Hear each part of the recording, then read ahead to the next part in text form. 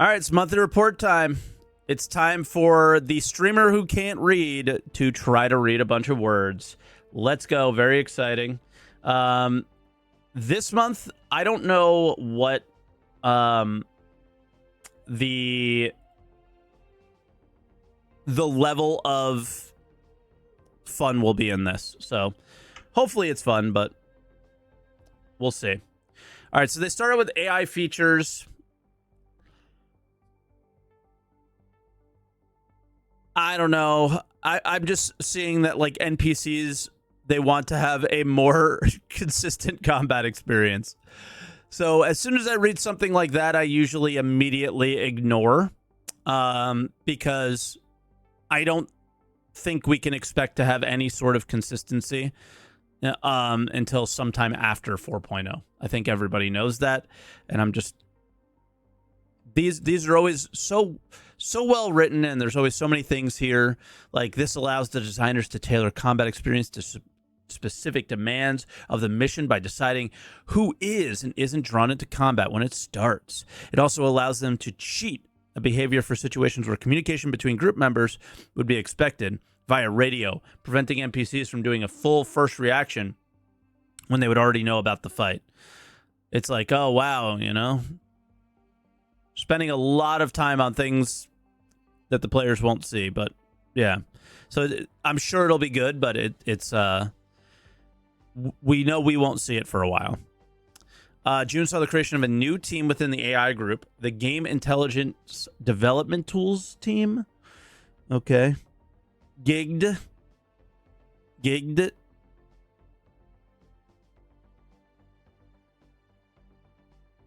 So they just need the tools, apparently. I feel like I've heard that before. I feel like I've heard that before. If they just build out the tools, it's early days. We just built the company. Yeah. Okay.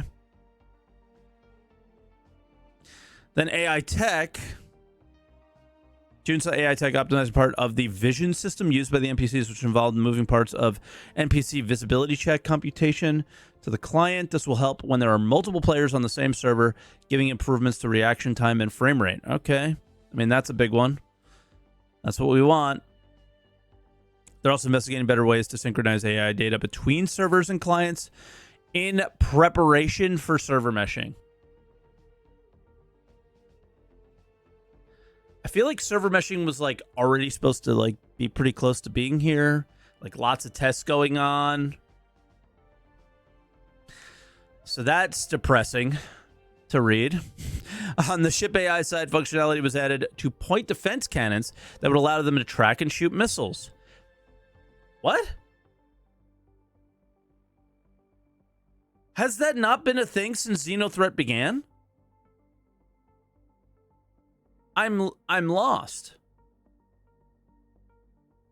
I swear the Idris on the first Xenothreat, there was work done to have them shoot missiles down.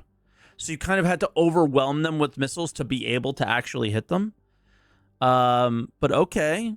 I mean, regardless, if it works, it's good. So who cares? But I feel like we already had that. Improvements were also made to NPCs following leaders in formation by utilizing a PID controller. Okay, I mean, this sounds like Squadron stuff being brought over. Animation team, fixing issues with the Copian, animate assets, and create new animations for numerous creatures. All right, and then character art. This one I'm very intrigued. So this is the first one that I'm still so intrigued by.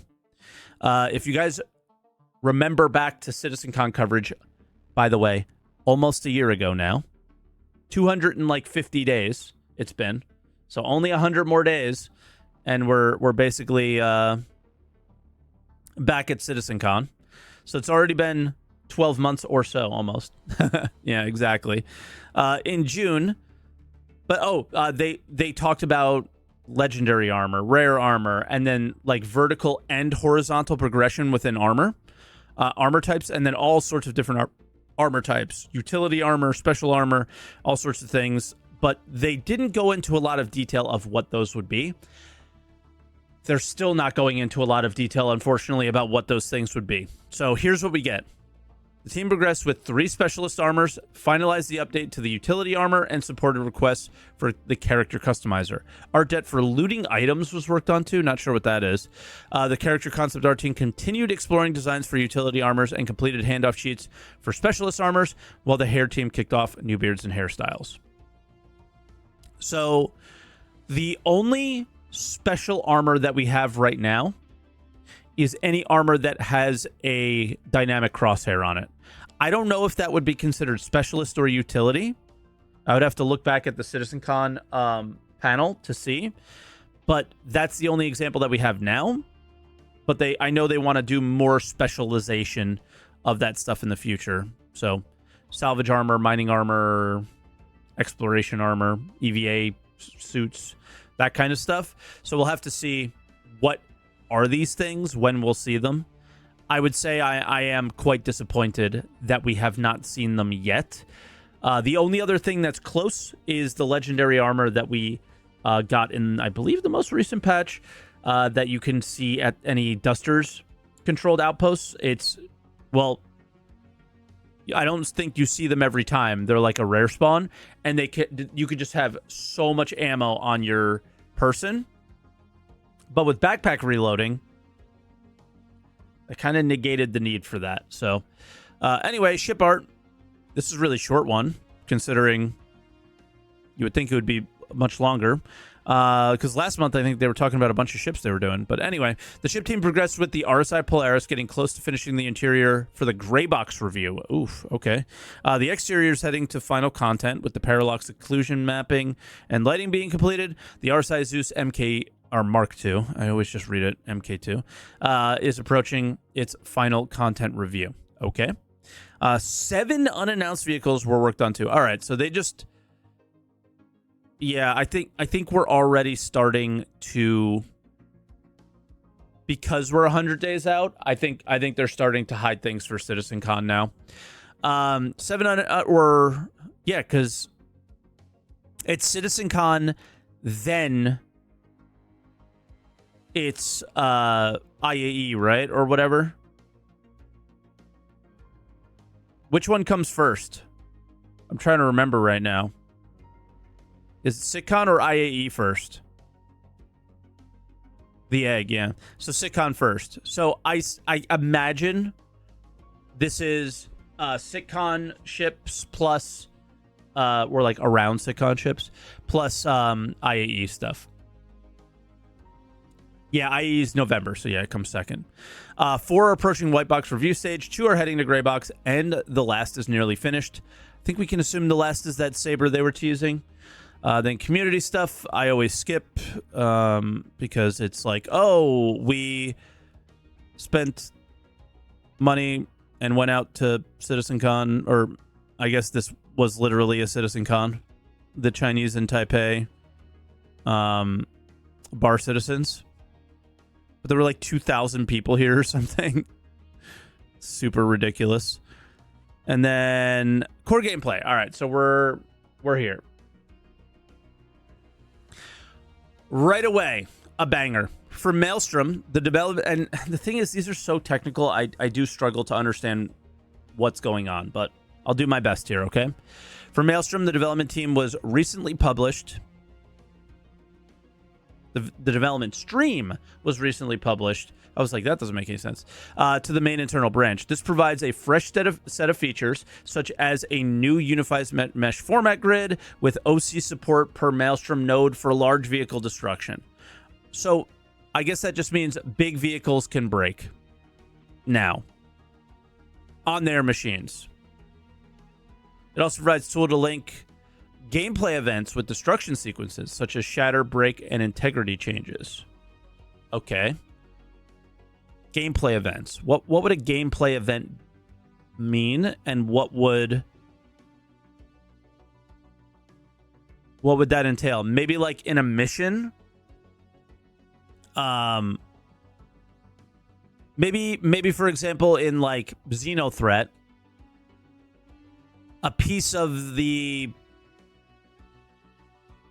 hull breaks off and you're able to board it more easily or something like that. That triggers the boarding sequence of the mission or something. right? Or, yeah, I don't know. So that would be interesting. The unified mesh format brings numerous improvements to the Vulkan pipeline and internal code coverage alongside a flexible pipeline to make supplementary data required for Maelstrom destruction. The ability to link internal Maelstrom sequences to game logic advances the dev's ability to easily build complex destruction sequences. Further development will bring Maelstrom destruction entities past the existing legacy destruction and harden the existing pipeline. Can we please write this in a way that I could understand it?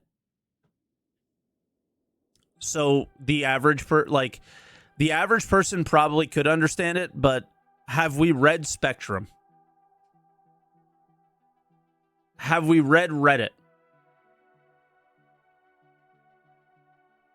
Like, I kind of, okay, we got some tech that makes it easier for us to do stuff, which has been said for years. So it's hard to like get excited about that paragraph. The following a full task breakdown, implementation of the transit refactor began. Okay. This included setting up basic component and entity classes for destinations, gateways, and gateway peripherals. A new debug GUI transport network visualizer was created to assist in initial setup and inform design of the setup of each transport network. The transport engineers also continue supporting the upcoming Alpha 3.24 release. Okay. They started working on it. Okay. This is the one I hope they dumb down for me. Please dumb this down. For radar and scanning, I'm going to read this real slow for me. Work was completed to allow FPS ping to be used from certain seats. That's good. Now we can... Oh, FPS ping. Okay. I was thinking like radar ping, like maybe like a dedicated radar seat for a ship. But this is FPS ping. The first being in vehicles that lack their own radar. What ships lack radar?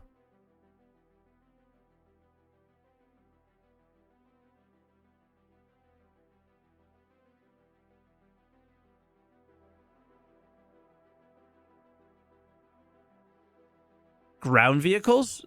It's... Okay.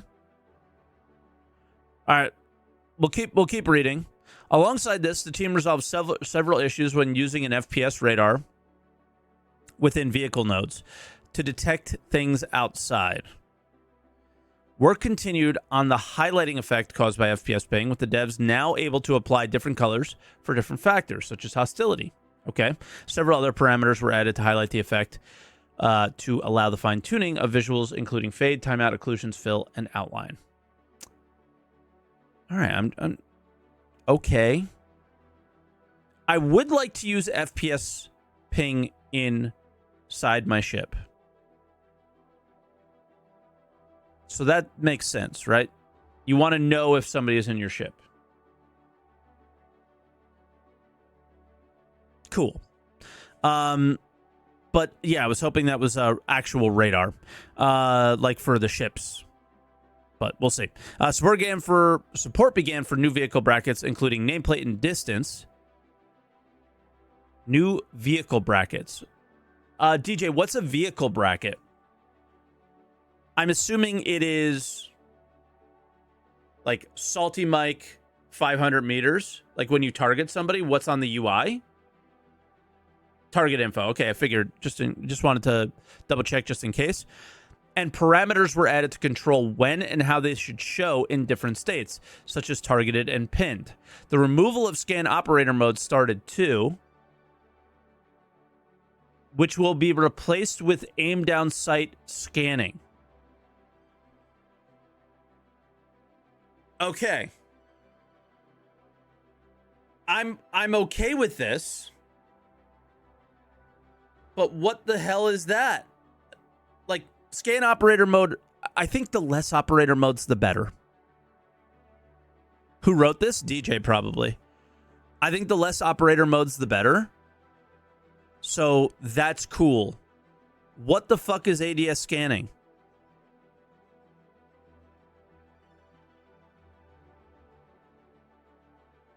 So precision mode, but scanning?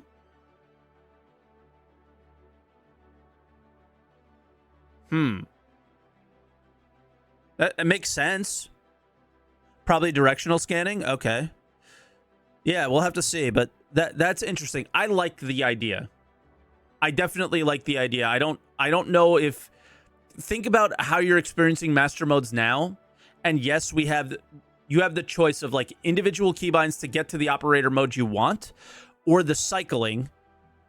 And I do fear the more modes that get added, the more cycling you have to do, and it could get a little crazy. So I kind of do like the idea of this, if it's a thing. All right. The team submitted the framework for a system that will allow design to begin tagging which scan producers specific radars run. Oh my God. Okay. This is awesome.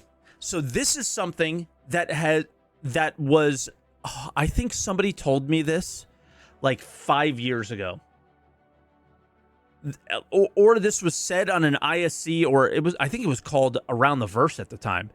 That a specific radar might only be able to see ships, and a specific radar on like a prospector would only be able to see minables.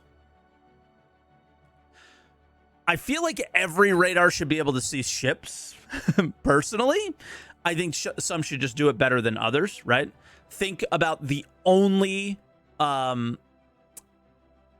the only defense a prospector or a mole has is its ability to see somebody and run, so they don't get involved in a fight. But that's all they got. So it would be weird if the prospector radar could find minables. So hopefully there's like it does them better than other things, right? But I don't see there being a need for a combat ship to be able to see minables. You know what I mean? So I'm very curious. That kind of sounds like specific radars or something. For example, medical scanners may see health information, while police scanners can detect contraband. All right. The more we read into it, the more the onion peels. This sounds like subcomponents to our radar. Think mining lasers, but attachments to them. So a prospector radar will have your basic radar that maybe you can attach things to it to be able to see minables. Your medical ship might be able to see more about the people inside. That's pretty cool. Yeah, I like that. I really like this design idea so far. The monthly report was kind of like, whoa, either a little too technical or, a lot of stuff I wasn't interested in. July. I like this. It sounds cool. Thank you, Earth.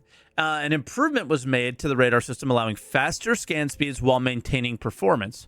The support continued for radar with the room query system that allows the inclusion of people behind locked doors. Okay. Now I'm getting more interested. Are we going to see... Are they going to use their engineering panel, or I guess the mini-map, when we scan somebody? Are we going to see their ship when we scan stuff? This is interesting. All right. More for radar and scanning. Finally, for radar and scanning, a new mechanic was implemented: Delta signatures. This mechanic has vehicles emit signatures when certain actions are performed, such as ping activation, the activation of quantum boost, and the changing of master modes. All right. UI to notify players when they detect Delta signature was implemented too.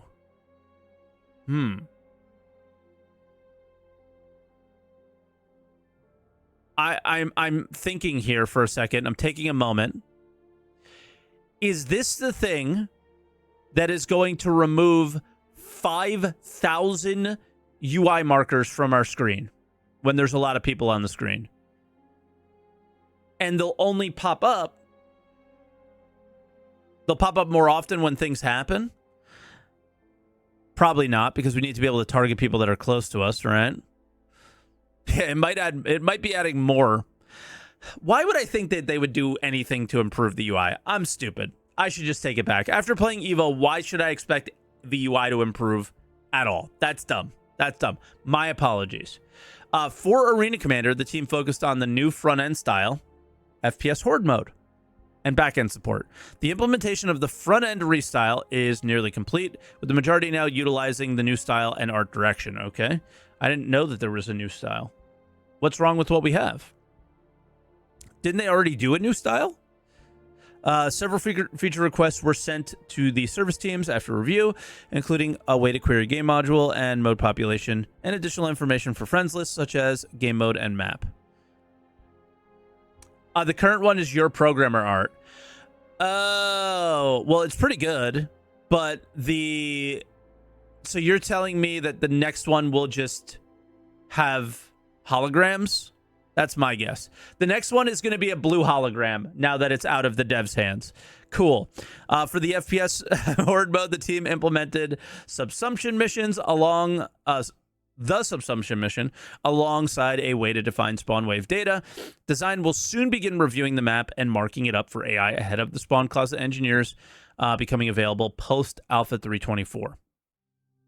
A playtest was conducted on the EVA only map. Gundo. Oh, shit. Due to limitations with the location causing balance concerns, this map will not be released and will instead be used for rapid in-situ developer iteration of the EVA system. Ooh, so does that mean that the mode won't be released for now? I can see that, though, because, yeah, Gundo is not a FPS map. Right? It just was never designed that way. It was like a story map. It sounds like we're not going to get the EVA map. It would have just been part of the regular FPS modes, just a map. Okay, yeah, you can't do that. Gotcha. Understood. I can't really ask. You probably can't answer it. Are we still going to get the EVA? Like, are we still getting a player-facing EVA map at some point? I think the answer is probably yes at some point, but maybe not right now. DJ can ask if he answers. I'll read it out. DJ can answer if he wants, I should say. Finally, the team began improving how badges are defined in the game code. This is due to limitations of the system as more teams utilize it. Oof. Yeah, when a map gets made. Okay. Cool. How I understand this is badges are like the Vandal mask. You get a badge to say that you have it. Or, more recently, the Hornet Mark II-A upgrade. That would be a badge. So you get a badge to let the game know that you need to get this item. That's how I understand that. So DJ apparently does that stuff as well. Economy. It's long. Please be good. The economy team progressed with tasks for Pyro, including setting up shops and sorting out any related issues. Okay. They also continued implementing effort versus reward algorithm so that mission rewards are balanced according to the risk and time invested by the player. Support was provided for the coming changes to cargo and cargo missions too. As mentioned in last month's report, the team worked to rebalance the prices for entire sets of items, including vehicle components, power plants, coolers, shields, quantum drives, and weapons, FPS weapon attachments, ammunition, consumables, and commodities. Is this in 323.1? I don't think so.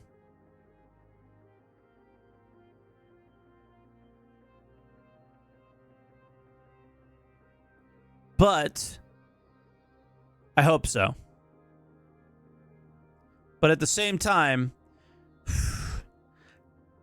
I can't wait for Friday's SEL because hopefully they go a little bit deeper into the conversation of 4,000 is totally fine for a mid-level cargo mission.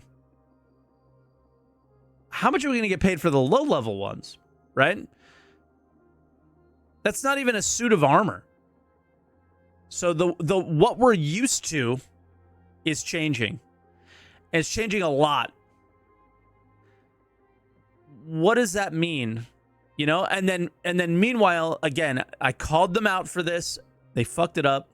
And they should not have done the prices for the ships first. Or they could do the prices for the ships, but not release them to the game. Because what does this make them look like? This makes them look like assholes, man. It makes them look like they're designing the whole system to force you into the pledge store to buy ships. I don't think that's what they're doing, but I think that's what it's looking like.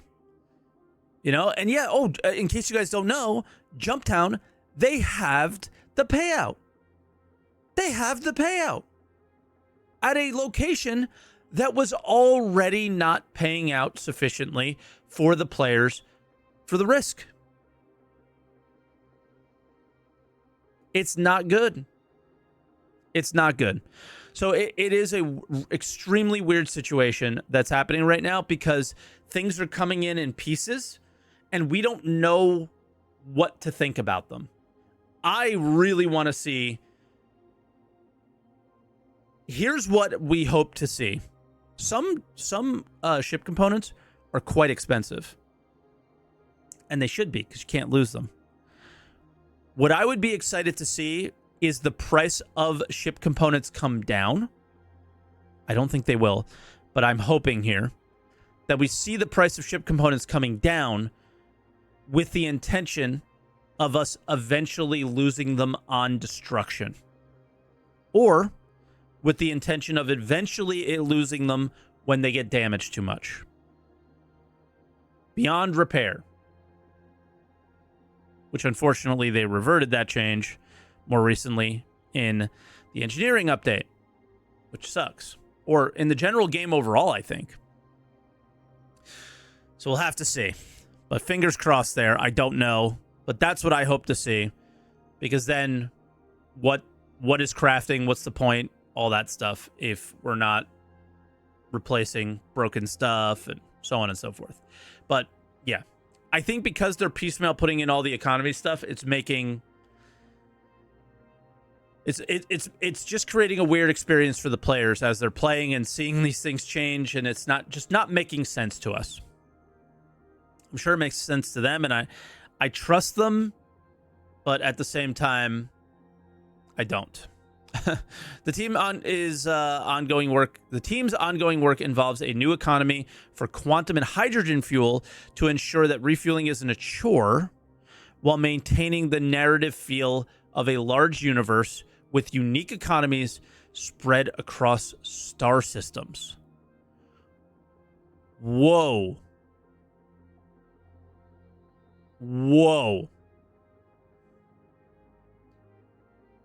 That is interesting. Explain it. I don't get it. I think hydrogen fuel is about to change. And I don't think it's going to run out too quickly. And I think this is the rebalance I always expected to come. No, I don't. It does not just mean price up. I think they said a chore. The chore aspect of refueling is having to do it like really often after doing quite only a few jumps. How often do you refuel your like one quantum trip and you're at half on a lot of these drives, and you have to use the fast drives because you don't want to waste 30 minutes. Oh, and right now you can't do 30 minutes of low flying before you run out. Yeah, both hydrogen and quantum fuel suffer for this. So, and the fact that we're going to be going from Stanton to another system that is double the size of Stanton, that's going to be a thing. Ad popped up while I was reading that. I do not run ads. Like literally an on-screen covered up the ad. You covered up the screen. You couldn't hear me. Did you refresh or something? That should not have happened. Yeah, it was probably a pre-roll or something. Yeah, I don't run ads on the channel, so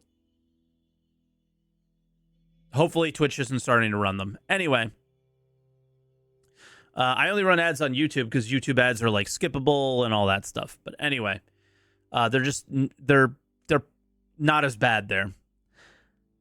But what this means is I think all of our drives are going to become much more efficient because we have to travel further, longer, and everything.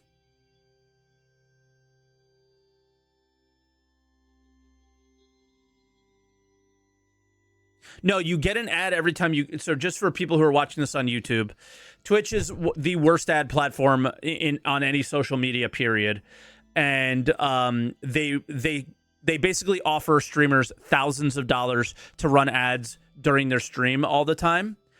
And one of the benefits to running ads during your stream is that when people come in the stream, they don't get an ad. Happy America Day. Oh, he said he's driving. Then can you please not type? But he already had a pre-roll. Okay, that's scary. So anyway, if you don't run the mid-roll ads, like I press a button and an ad plays while I'm streaming, if I don't do that, then every single person who comes into the stream that isn't subscribed gets an ad when they initially come in. But they should not get any during them. So when somebody is telling me that they're getting them during the stream, when I'm not running them, that means Twitch is running them without my permission on my stream, which is their stream, so they can do whatever they want. But they are taking the money and not paying me what I would get paid if I ran them in the middle. So there's that. There's the money side of it. But more importantly for me, there is the people leave when ads run. And I don't want that happening.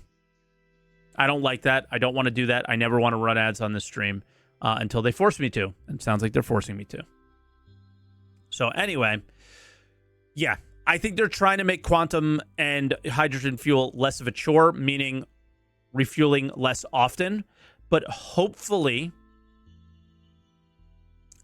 fingers crossed, the prices go up as well for those, right? Like the cost to refuel is much higher because the tanks are larger, so on and so forth. So very, very, very, very excited to see that. I think that is one of the more important changes to the economy in terms of the way we experience the game, whether or not the prices go up, but more importantly, how often you have to refuel has not been a good situation for a really long time.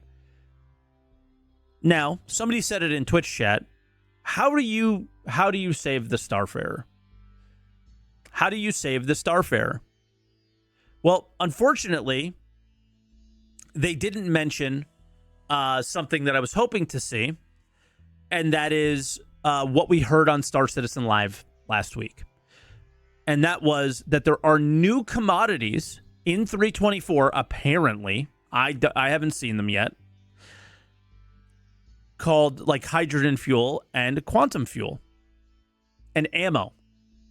So the repair, refuel, rearm stuff will be commoditized, I guess. And what the Starfarer could do is gather that material, and that's how you... Again, I bring up Eve every stream, but for good reason. And I think it's because they do things well. Star Citizen has gone the direction of specialized ships for a really long time. But I think more recently, they've gotten away from it a little bit, right? We're getting ships that are modular and blah, blah, blah, blah, blah, right? So what Eve does is they have ships that specialize in moving certain things. So they have like different cargo holds inside of different ships. There may be a mining cargo hold in one, I think. Like some are specifically designed to move mining material.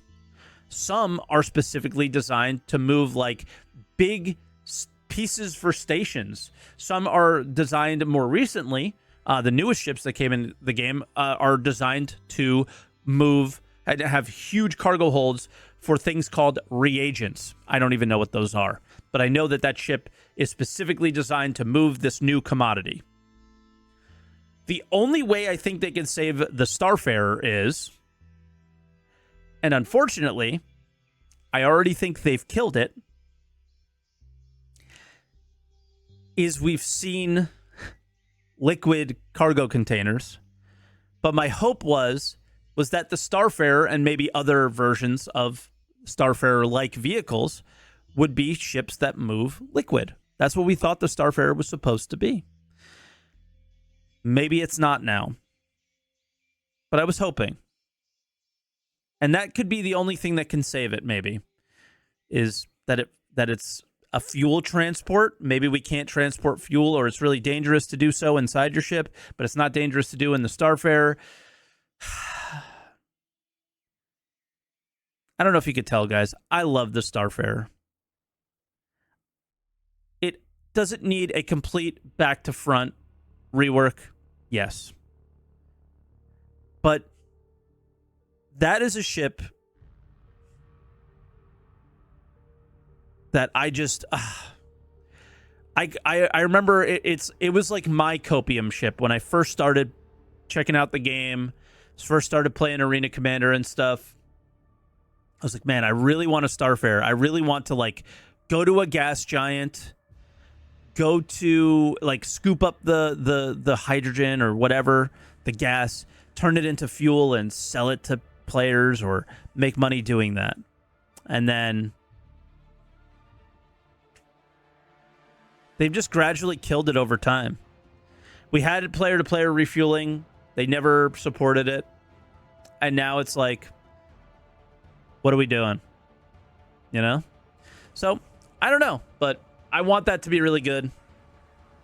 And in general, I do like this change to the system. It's very cool. Graphics and stuff I usually ignore because it's all technical speak. Support for fire hazards continued. Okay. GPU terrain generation was implemented. So I think that that'll probably just be more performance updates. In-game branding made significant progress across various projects throughout June, including a new navigational signage for Pyro and graffiti for Ruined Station. They also started work on a new location alongside the landing zone team. All right. Interactables. Okay, June saw an Interactables team finishing off liquid containers, like I just said, which will be used in the upcoming Blockade Runner missions. All right, so we know what we're moving with Blockade Runner. We're moving quantum fuel or quantanium, right? So quantanium is now liquid. Okay, hazardous containers were worked on too, with the team taking all sizes into following destructibility tests. Okay. And following destructibility tests, what? I don't know. But is everything going to be destructible now? Lighting team. Oh, okay. There it is. So the cave in the sneak peek is an acidic cave. I wonder if we'll need special armor to go in there. Maybe we take damage if we're not wearing the right type of armor.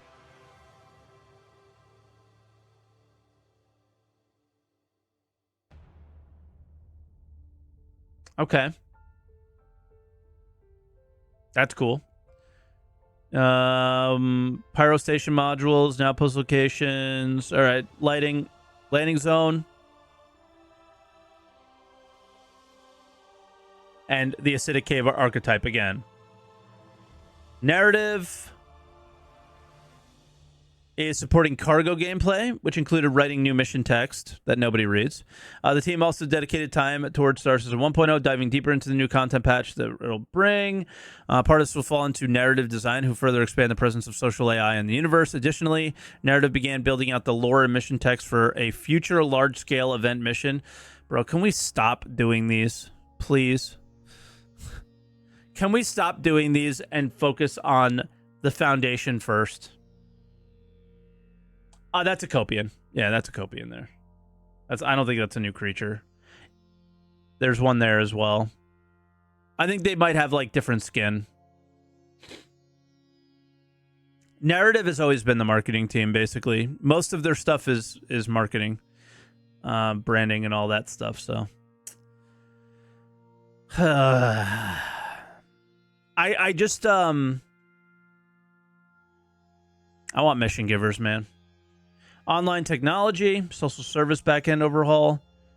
This will boost performance and scalability of social functionalities, including chat, friends, and groups, and will enable the service to support higher volume of concurrent users and requests. Preparing for server meshing. It will simplify the integration of new features, for example, making things like creating and joining a party from within the Spectrum web portal possible. The team also integrated a new version of Easy Anti-Cheat. Okay. Furthermore, the team progressed with potential features for Alpha 4.0. This included significant overhauls to the mission marker systems, as well as developed of the player trade functionality,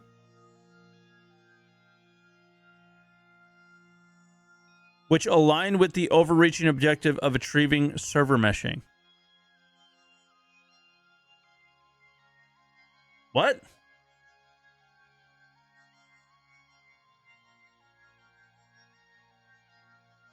As well as the development of the player trade functionality.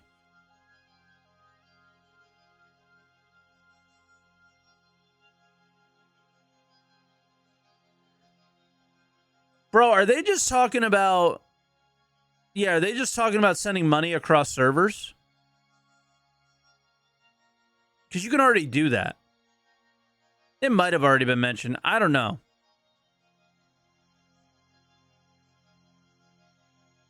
The networking team continued to work towards the first version of server meshing.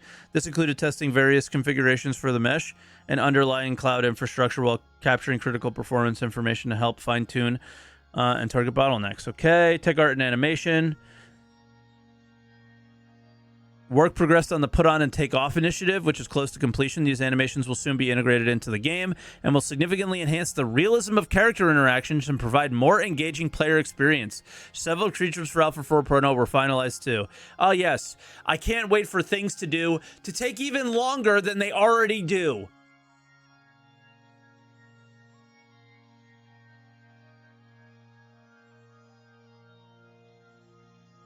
I can't wait. Enhancements were also made to the character customizer, including several successful integration of the new heads. This enhancement will offer players more variety and customization options. Okay. None of that really says anything to me. And then VFX. Mark II Zeus. Biome archetypes, acidic, and modules for pyro. Fire hazards, resource network, that kind of stuff. Okay. I can't wait to be stuck in an animation taking my helmet off.